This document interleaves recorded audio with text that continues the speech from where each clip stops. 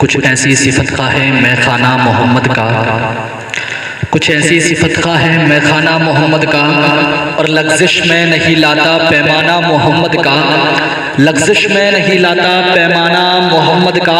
और जन्नत के खिलौनों से दिल इसका बहल जाए, जन्नत के खिलौनों से दिल इसका बहल जाए। इतना नहीं दीवाना दीवाना मोहम्मद का, इतना नहीं दीवाना दीवाना मोहम्मद का।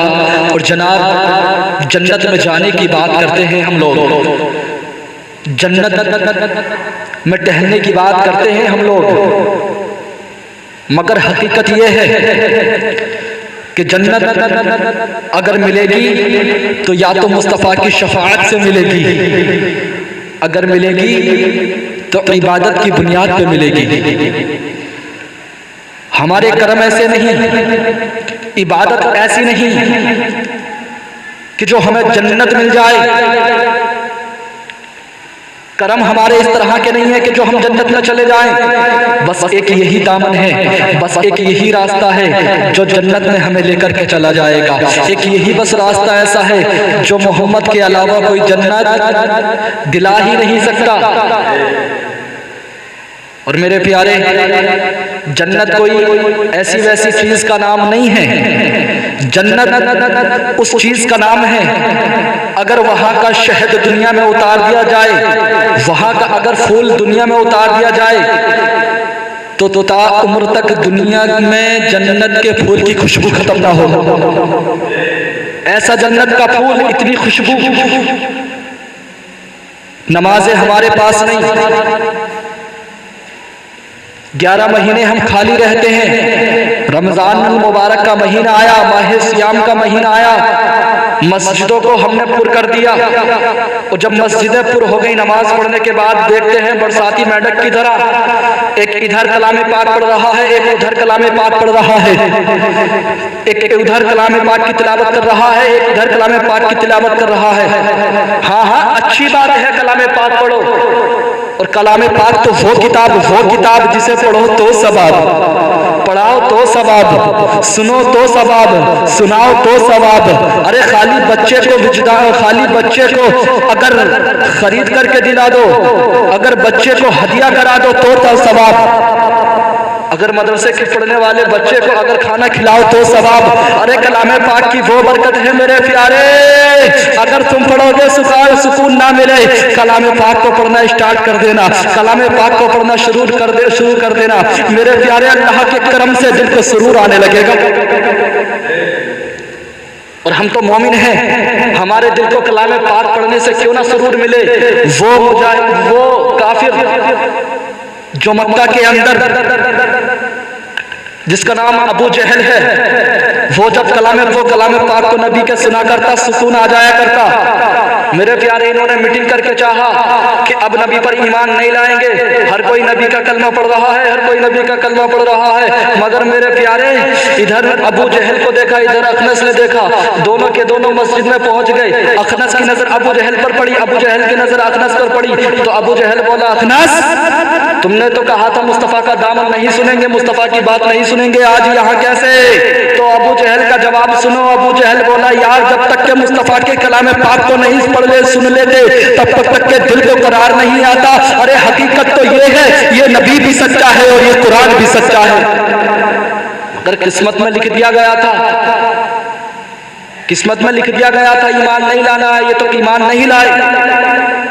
मेरे प्यारे, रमजान में आते हम देखते कि कोई कलामे पाक नहीं पढ़ता। एक शख्स है, मस्जिद में आया करता है, नमाज अदा की, इमाम साहब से बातें करनी शुरू कर दी।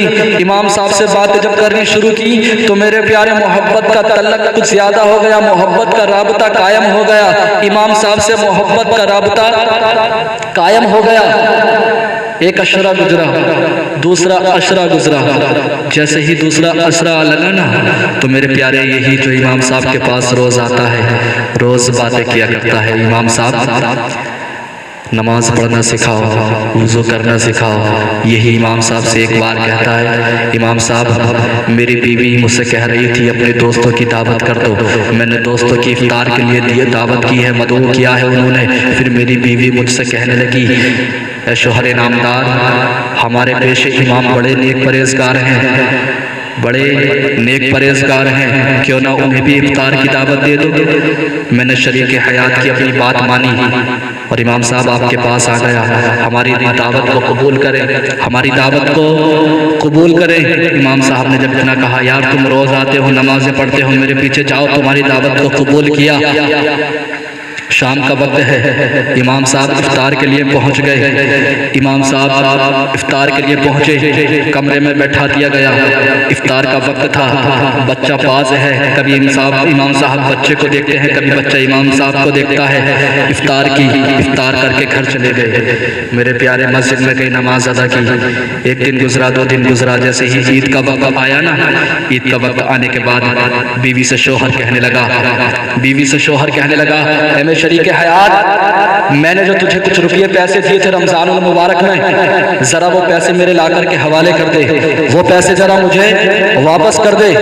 मगर मेरे प्यारे, बीवी कहने लगी, मेरे शोहर, मैंने बात आपसे छुपाई है, वो पैसे मैंने जहाँ रखे थे वो पैसे नहीं हैं, वो पैसे पता नहीं गायब कहाँ हो गए। मैंने पैसे रखे जरूर थे, मगर वो पैसे अब नहीं हैं। शोहर कहने लगा, शरीक हयात, कैसी बातें करती हो, पैसे नहीं हैं? कहा, हाँ शोहर नामदार, बात यही है, पैसे नहीं है, बात यही है, पैसे नहीं है।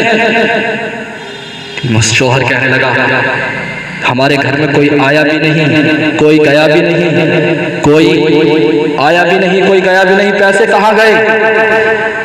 कहने लगा, यार हमारे कमरे में इफ्तार के लिए इमाम साहब बैठे थे, अपने पेशे इमाम बैठे थे, हो ना हो ये अपने पेशे इमाम का ही काम होगा, हो ना हो ये अपने पेशे इमाम का ही काम होगा। हम बड़ी जल्दबाजी कर देते हैं, बड़ी जल्दबाजी में फैसला लेते हैं। मेरे प्यारे, इमाम साहब से कहने की हिम्मत तो ना हुई। साल गुजर गया, साल गुजरी, बातें गुजर गई, दिल से वो बात भी उतर गई जो पैसे चोरी की थी, वो बात गुजर गई जो पैसा चोरी की थी। मेरे प्यारे, रमजान मुबारक का महीना दोबारा वापस आया। दोबारा वापस आने के बाद मेरे प्यारे, पहला अशरा गुजरा, फिर से इमाम साहब से अपने शोहर से कहने लगी, जाओ अपने पेशे इमाम साहब की दावत कर दो। मेरे प्यारे, इमाम साहब के पास पहुंचा और पहुंच जाने के बाद इमाम साहब के पास बैठा और कहने लगा, इमाम साहब हमारे घर आपकी दावत है, इफ्तार की दावत है आपके घर। इमाम साहब ने कहा, ठीक है, आपकी दावत है, आप दावत करते हैं, हम दावत पे जरूर आएंगे, हम दावत पे जरूर आएंगे। इतना कहा, इतना कहने के बाद घर वापस चला गया। घर जैसे ही वापस गया, कहने लगे शरीक हयात, शोहर क्या हुआ?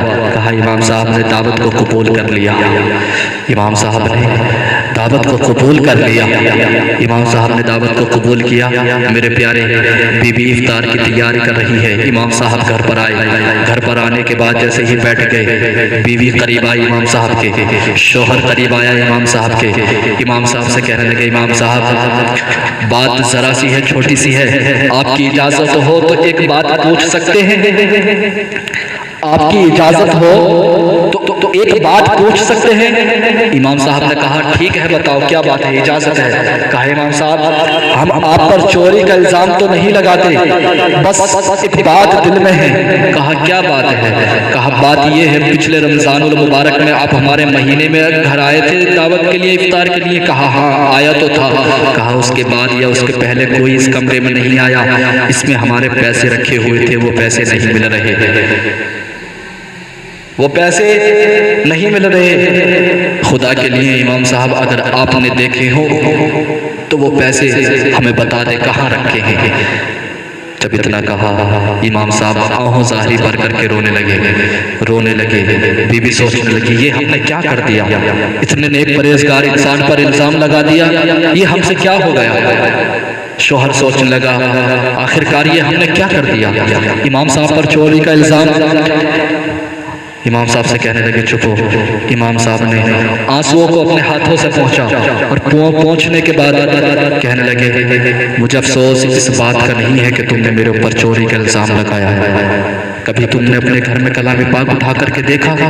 कभी कलाम पाक को खोल करके देखा? कहा इमाम साहब इससे हमारे पैसे का क्या लेना देना, हमारे पैसे चोरी हुए हैं, हमें पैसे बताइए। इमाम साहब कहते हैं चुप रहो, जैसे मैं कहता हूँ वैसा करो। घर में जो अलमारी रखी हुई है उस पर कलाम पाक रखा हुआ है, उसको खोल करके देखो। बीवी गई और जाने के बाद कलाम पाक को खोला। खोलने के बाद जैसे ही जिंदा हटाया, कलाम पाक के अंदर वो पैसे रखे हुए थे। क्या रखे हुए थे? वो पैसे रखे हुए थे। इमाम साहब कहने लगे मुझे इस बात का गम नहीं है कि तुमने मेरे ऊपर चोरी का इल्जाम लगाया, इसका भी दुख है, मगर दुख सबसे ज्यादा इस बात का है तुमने साल गुजर गया कभी कलाम पाक खोल करके नहीं देखा। पूरे सालों साल तुमने जीनत बना दिया कलाम पाक को अलमारियों की, मगर कभी खोल के नहीं देखा। अगर खोल के देख लेते तो आज मुझसे ये सवाल ना करते कि मुझसे ये सवाल ना करते ये पैसे कहाँ गए। कौम के मुसलमानों, मैं तुमसे पूछना चाहता हूँ, सुबह को खुलते ही आंख खुलती है, कब हाथ में होता है अमर उजाला, हाथ में होता है, पढ़ते हो तुम कभी सुबह के वक्त उठ करके कलाम पाक को खोल करके देखा? रोज अमर उजाला हम पढ़ते हैं, दैनिक जागरण, अखबारों को तो हम रोज पढ़ते रहते हैं, कभी तूने कलाम पाक को खोल करके देखा?